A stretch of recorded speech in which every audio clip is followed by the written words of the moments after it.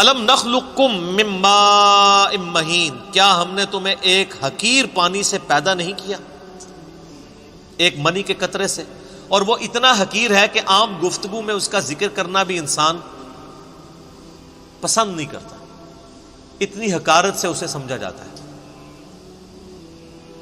جسم سے نکل جائے تو غسل فرض ہو جاتا ہے، کپڑے دھونے ضروری ہو جاتے ہیں، اس سے جان چھڑانا ضروری ہو جاتا ہے۔ اسی کے اندر اللہ تعالیٰ نے انسان کی اوقات رکھ دی ہے کہ انسان کبھی اپنی پیدائش کے اوپر غور کرے تو کبھی اس کے اندر اکڑ نہیں آ سکتی۔ اور دیکھ لیں کوئی دنیا کا بڑے سے بڑا انسان، اس کی پیدائش ہوئی اسی طریقے سے۔ ایک حضرت عیسیٰ علیہ السلام اور حضرت آدم علیہ السلام کی ایکسیپشن ملتی ہے نا، ادروائز بڑے سے بڑا کوئی پیغمبر ہو، بڑے سے بڑا کوئی فلاسفر ہو، بڑے سے بڑا کوئی جو ہے وہ سائنٹسٹ ہو، وہ پیدا اسی طریقے سے ہوا ہے، ایک حقیر بے قدر پانی سے۔ تو اللہ فرماتا ہے کیا تمہیں ہم نے اس حقیر پانی سے پیدا نہیں کیا؟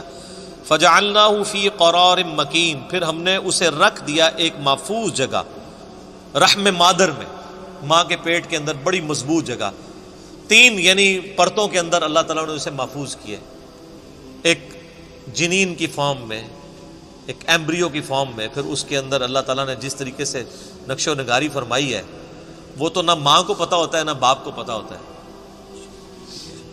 ماں باپ ویسے عزت اویل کرتے رہے، وہ تو بیچارے ذریعے ہیں، صرف کرنے والا تو اللہ ہے۔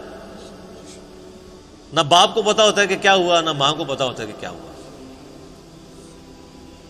الی قدر معلوم، ایک معین مدت تک کے لیے۔ فقدرنا، تو ہم نے ایک اندازہ ٹھہرایا، فنعم القادرون، تو کتنے ہی بہتر ہم اندازہ ٹھہرانے والے ہیں۔ ویل یومئذ للمکذبین، لیکن یاد رکھنا یہ جو ہم نے پیدا کیا اور دنیا میں بھیج دیا، یہ اسی طریقے سے تمہیں چھوڑ نہیں دیا۔ سیریس کریشن ہو تم اللہ کی، اس نے تمہیں کسی مقصد کے لیے پیدا کیا ہے، اور اس میں ہی قیامت مضمر ایسی جملے میں کہ ویل یومئذ للمکذبین۔ اب جو پھر رب کو ریسپانس نہیں کرے گا اس کے لیے تباہ و بربادی ہے قیامت والے دن۔ تو یہ اللہ تعالیٰ نے ایک انسان کو اس کی اوقات یاد کروائی ہے کہ تیری کوئی حیثیت نہیں تھی۔ اللہ تعالیٰ نے تجھے ایک بے قدر پانی سے پیدا کیا، 2 دفعہ تجھے شرمگاہ سے گزارا، اس کے بعد پوری زندگی انسان پخانے اور بدبو کا بوجھ اٹھائے پھرتا ہے، جب تک باہر نہ نکال لے اسے سکون نہیں آتا، اور باہر وہ سب کے سامنے نکال بھی نہیں سکتا، پردے میں جانا پڑتا ہے، اور مرنے کے بعد گل سڑ کے ہڈیاں بن جائیں گی۔ یہ اس کی پوری اوقات ہے۔ کئی ایک بزرگوں کے بارے میں یہ واقعہ آتا ہے، ایون عمر بن عبدالعزیز کے بارے میں بھی آتا ہے کہ وہ ایک دفعہ اکڑ کے چل رہے تھے خلیفہ بننے سے پہلے، بڑی شانہ زندگی تھی ان کی۔ تو طاؤس تابعی تھے رحمہ اللہ تعالی، جو ابن عباس کے شاگرد ہیں۔ تو انہوں نے عمر بن عبدالعزیز کو جب اکڑ کے چلتے ہوئے دیکھا نا، یہ امام غزالی نے بھی مکاشفۃ القلوب کے اندر نقل کیا ہے، تو انہوں نے عمر بن عبدالعزیز کو مخاطب کر کے کہا کہ ایسے شخص کو زمین پہ اکڑنے کی کوئی اختیار حاصل نہیں ہونا چاہیے، اس کی کوئی حیثیت نہیں کہ زمین میں اکڑ کے چلے، کہ جو ایک منی کے ناپاک قطرے سے پیدا ہوا ہے اور 2 دفعہ شرمگاہ سے گزارا گیا ہے، اور اپنے پیٹ میں پخانے کا بوجھ اٹھائے پھرتا ہے، اور مرنے کے بعد گل سڑ کے ایک مردہ ہوگا۔ وہ دیکھ لینا فوراً بو پڑنا شروع ہو جاتی ہے، تھوڑی سی لاش کو ڈیلے کرتے ہیں۔ عمر بن عبدالعزیز نے جب یہ بات سنی تو فوراً عاجزی کے ساتھ چلنا شروع ہو گئے، اور ساتھ فرماتے جاتے تھے کہ طاؤس نے مجھے جو نصیحت کی ہے نا، میرے ایک ایک جوڑ کے اوپر اس نے ایسی ضرب لگائی ہے کہ میں نے اس ضرب کو محسوس کیا۔ لیکن یہ وہی ضرب محسوس کرتا ہے جس کے اندر وہ ایکسیپٹیبلٹی کا مادہ موجود ہو، ورنہ کوئی ڈھیٹ ہو نا، اس کے اوپر سے پورا قرآن بھی گزار دیں اسے کوئی فرق نہیں پڑتا۔ نصیحت والے کے لیے ایک جملہ بھی کافی ہوتا ہے۔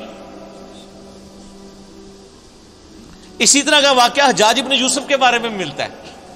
کہ وہ بھی بڑا اکڑ کے چل رہا تھا اور طاؤس تابی گزر رہے تھے تو پیچھے سے کسی نے اناؤنسمنٹ کی کہ ابھی راستہ چھوڑ دو، گورنر حجاز آ رہے ہیں۔ تو طاؤس تو پھر تابعی تھے، ابن عباس کے شاگرد، ان کا تو تزکیہ ہوا تھا، وہ ان بادشاہوں کو کیا سمجھتے تھے؟ حالانکہ سینکڑوں صحابہ کا قاتل ہے حجاج ابن یوسف، اتنا ظالم شخص تھا۔ امام ترمذی نے جامع ترمذی میں اس کے بارے میں لکھا ہے کہ 1,20,000 لوگ ہیں جس کو اس نے اپنے سامنے قتل کروایا باندھ کے، بے گناہ۔ لیکن جو اللہ والے ہوتے ہیں وہ پھر ان چیزوں کو خاطر میں نہیں لاتے۔ تو حضرت طاؤس نہیں ہٹے تو حجاج حیران ہوا کہ یہ کون سا بندہ ہے۔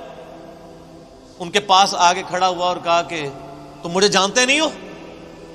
ان کا میں بڑی اچھی طریقے سے جانتا ہوں، تم ایک ناپاک قطرے کی پیدائش ہو، ایک دفعہ اپنے باپ کی شرمگاہ سے نکلے، دوسری دفعہ اپنی ماں کی شرمگاہ سے نکلے، اور تمہارے پیٹ میں اس وقت پخانے اور بدبو کو تم اٹھائے پھرتے ہو سب کے سامنے، سب کو پتہ ہے۔ یہ وہ حقائق ہیں جس سے کوئی انکار نہیں کر سکتا۔ اور مرنے کے بعد تم گل سڑ کے ایک مردے کی فارم میں پڑے ہوگے، میں بڑے اچھے طریقے سے تمہیں جانتا ہوں۔ وہ یہ سمجھ رہے تھے کہ یہ کہے گا کہ تم جو آل امیہ کے جو اتنے بڑے گورنر ہو، انہوں نے کہا میں بڑے اچھے طریقے سے جانتا ہوں۔ تو جس طرح حضرت ابراہیم علیہ السلام کی گفتگو سن کے وہ بادشاہ جو ہے ششدر رہ گیا تھا نا، اسے کوئی بات ہی نہیں آئی تھی، حجاج ابن یوسف کی بھی زبان بند ہو گئی کہ اس طریقے سے بھی مجھے کوئی جواب دے سکتا ہے، اور وہ خاموش ہو کے وہاں سے چلا گیا۔ سر ان لوگوں کی تربیت قرآن سے ہوئی بھی تھی، یہ جو جملے بولا کرتے تھے نا وہ قرآن سے ہی بولا کرتے تھے نا۔ قرآن یہی تو بات کر رہا ہے، ہمیں واقعات یاد رہتے ہیں لیکن قرآن تو ہم نے پڑھنا نہیں ہوتا، قرآن یہی تو بات کر رہا ہے۔